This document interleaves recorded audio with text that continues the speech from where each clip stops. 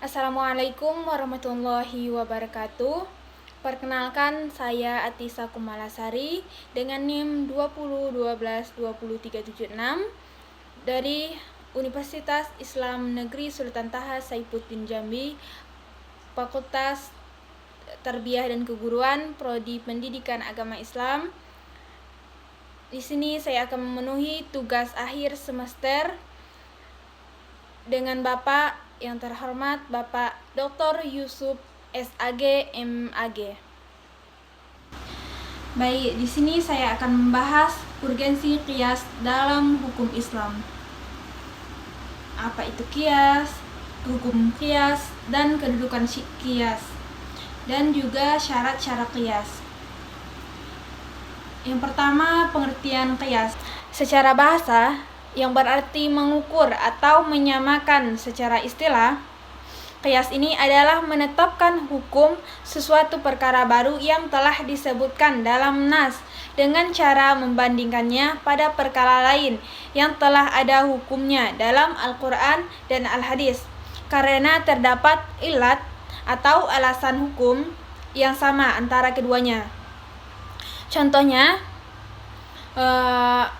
hukum minuman keras atau khamar adalah haram karena memabukkan, maka narkoba juga dihukumi haram karena memiliki ilat yang sama atau memabukkan. Yang kedua, rukun qiyas. Rukun qiyas memiliki 4 rukun. Yang pertama, al-qas, yaitu pokok perkara yang telah memiliki hukum dalam Al-Quran atau hadis. Contoh qamar. Yang kedua ada al-farqu, yaitu cabang. Perkara baru yang belum ada hukumnya secara eksplisit dalam nas. Contohnya narkoba. Yang ketiga ada al-hukm, yaitu hukum pokok. Hukum yang terdapat pada pokok dan akan ditetapkan pada perkara baru. Contohnya haramnya meminum khamar. Yang keempat ada al-ilat, alasan hukum, yaitu sebab atau alasan yang menyebabkan suatu hukum berlaku. Contoh memabukkan. Baik, itu tadi rukun qiyas, ada 4. Kita lanjut dengan kedudukan qiyas dalam hukum Islam. Qiyas merupakan salah satu sumber hukum Islam setelah Al-Quran dan Al-Hadis dan ijma'. Para ulama bersepakat bahwa qiyas adalah metode ijtihad yang sah dan sangat penting dalam menggali hukum terhadap masalah-masalah baru yang tidak ditemukan secara eksplisit dalam nas. Kedudukannya sebagai dalil syariah yang bersifat zonni, tidak atau qat'i, diperbolehkan dan digunakan oleh para imam mazhab seperti Imam Syafi'i, Hanafi, Hambali, dan juga Maliki. Tidak digunakan oleh golongan zahiri karena mereka hanya berpegang teguh pada nas yang literal. Baik, yang keempat, syarat-syarat qiyas. Syarat-syarat qiyas ada 4. Agar qiyas ini dianggap sah dan dapat dijadikan hukum, maka harus memenuhi syarat yang keempat ini. Yang pertama, al-as, hukum pokoknya harus ditemukan berdasarkan Al-Quran dan Al-Hadis. Yang kedua ada syarat pada al-farqu, tidak memiliki hukum secara eksplisit dalam nas, memungkinkan untuk dianalogikan. Yang ketiga, al-illah, harus jelas dan dapat diterapkan pada kedua kasus, harus bersifat munasib dan zahir, jelas. Harus merupakan alasan yang dapat dibuktikan dan tidak bersifat taksiran semata.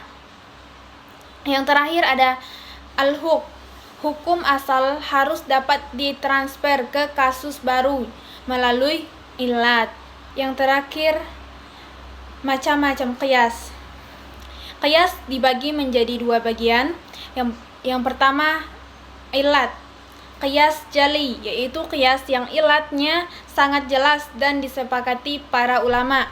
Contohnya qiyas narkoba dengan khamar karena sama-sama memabukkan. Yang kedua ada qiyas kahfi, yaitu qiyas yang ilatnya tidak tampak jelas sehingga memerlukan penelitian lebih dalam. Yang kedua, bagian qiyas. Qiyas aula, yaitu lebih utama. Al-farqu memiliki ilat yang tidak kuat daripada al-as. Contohnya, qiyas memukul orang tua dilarang, maka berkata kasar lebih utama untuk dilarang.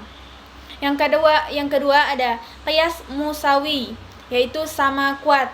Ilat pada al-as dan al-farqu memiliki kadar yang sama. Contohnya qiyas antara riba emas dan riba perak. Yang terakhir ada qiyas adna, yaitu kurang kuat.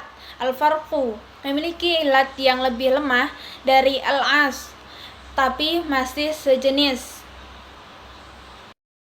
Nah, itulah tadi macam-macam qiyas. Nah, saya simpulkan.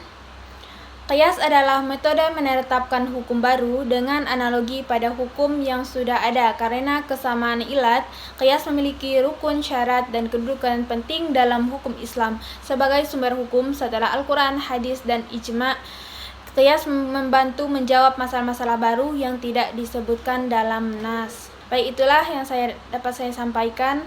Akhiri dengan sebuah pantun. Mentari pagi menyirami taman, langit cerah indah berseri.